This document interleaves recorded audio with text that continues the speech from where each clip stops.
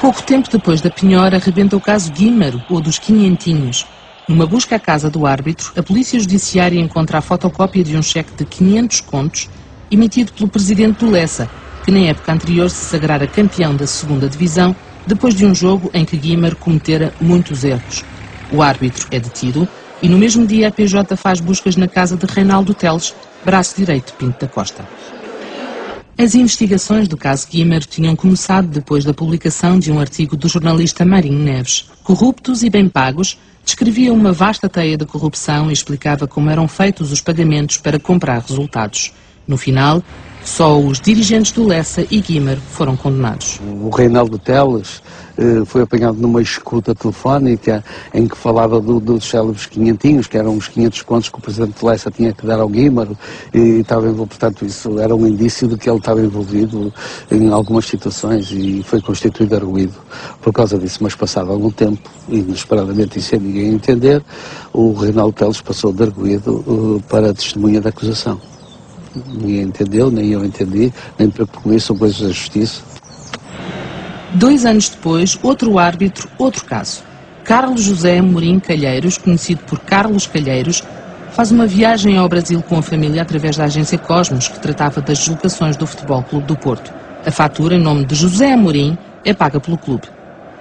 O Ministério Público confirmou ter existido corrupção no caso Calheiros, mas não conseguiu provar que a viagem fora paga em troca de favores ilícitos. O combate àquilo que Pedroto designava por hegemonia de Lisboa faz-se em 2 frentes. A Associação de Futebol do Porto passa a controlar o importante setor da arbitragem. Anos depois, iria falar-se do sistema. O que é o sistema? Doutor, olha, é um conjunto de relações, de cumplicidades, e tem a ver com aquilo que é poder no futebol, que é o verdadeiro poder, que é a arbitragem.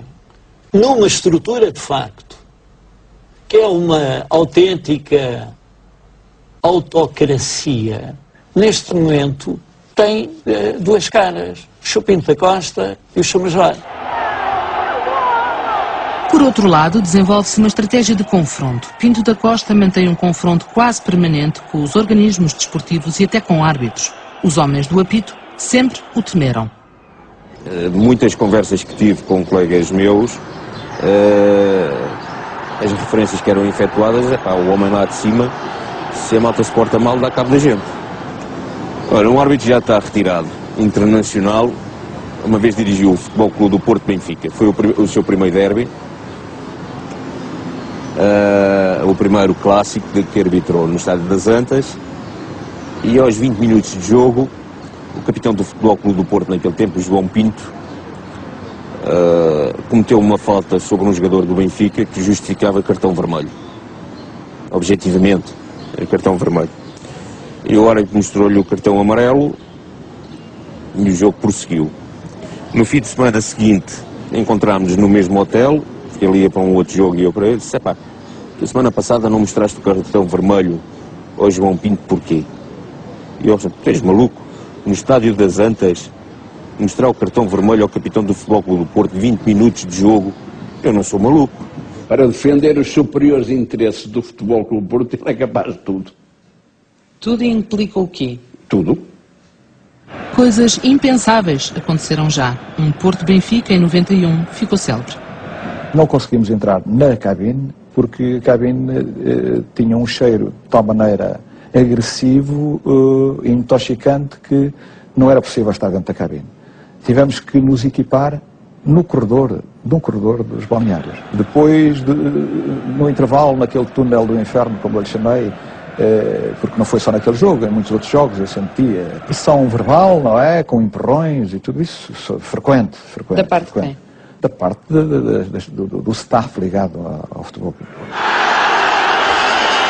O árbitro saía acompanhado normalmente pela polícia, mas as pessoas em cima da polícia e eram pontapés e burros, tudo aquilo que era possível fazer foi feito num ambiente terrível. Também os profissionais de informação são alvo frequente da fúria de adeptos. Do gol do Famalicão, ponto final nesta transmissão. Paulo Martins, e este será mesmo... Uma agressão aconteceu em direto na RTP no fim do jogo Porto-Famalicão, em 93. Para a história fica mesmo este resultado. Para si, os votos de uma boa semana de trabalho. Boa noite.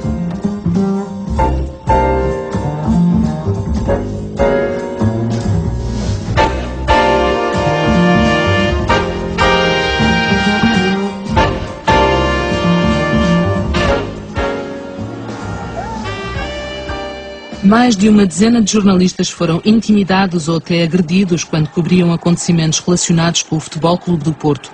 Os poucos que apresentaram queixa, como Marinho Neves, viram os seus processos arquivados. Também políticos sofreram na pele a violência dos portistas. Em março de 2002, Rui Rio precisa de escolta policial para sair da Câmara do Porto, cercada por adeptos vindos de uma manifestação contra a suspensão das obras do estádio.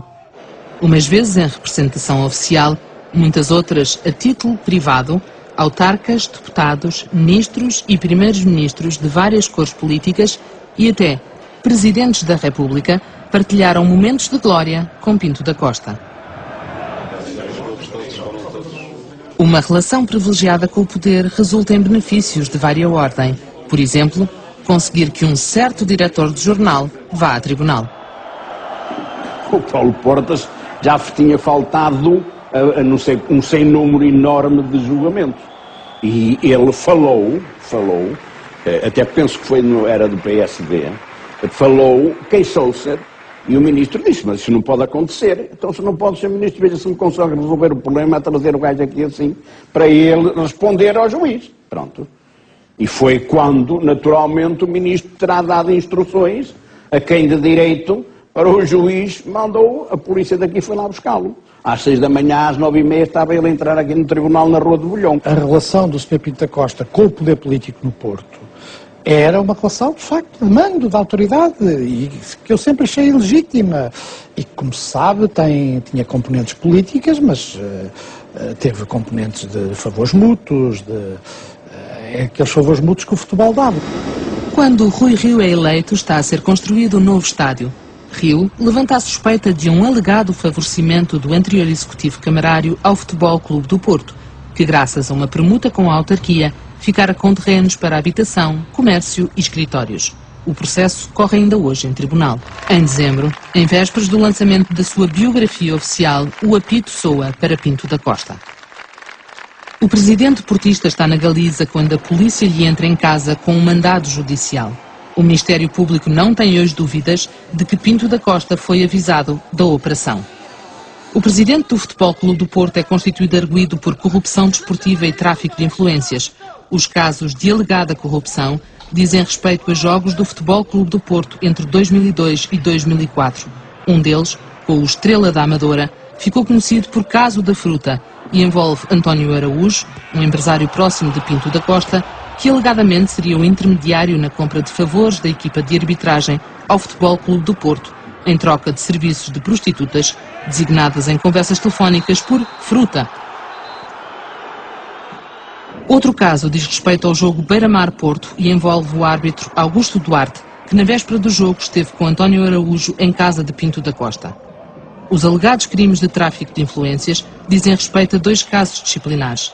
Pinto da Costa e Valentim Loureiro terão exercido pressões para que Deco não fosse castigado por uma alegada agressão ao árbitro Paulo Paraty num jogo Boa Vista-Porto e também para evitar um castigo a Mourinho num incidente no final do Sporting Porto de 2004.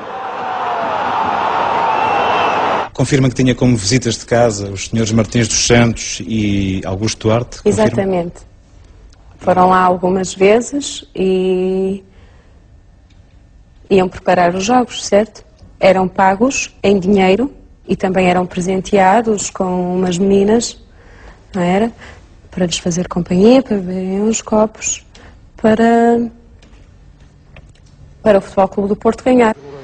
Outro caso relatado no livro diz respeito à agressão a um ex-vereador de Gondomar, Ricardo Bexiga, que denunciou irregularidades na Câmara. Carolina afirma que um dia Pinto da Costa lhe fez um pedido. Para contactar as pessoas que bateram, que agrediram o Dr. Ricardo Bexiga. A conversa resume-se a isso, a mandar limpar o que devem perceber o que é limpar o Dr. Ricardo Bexiga.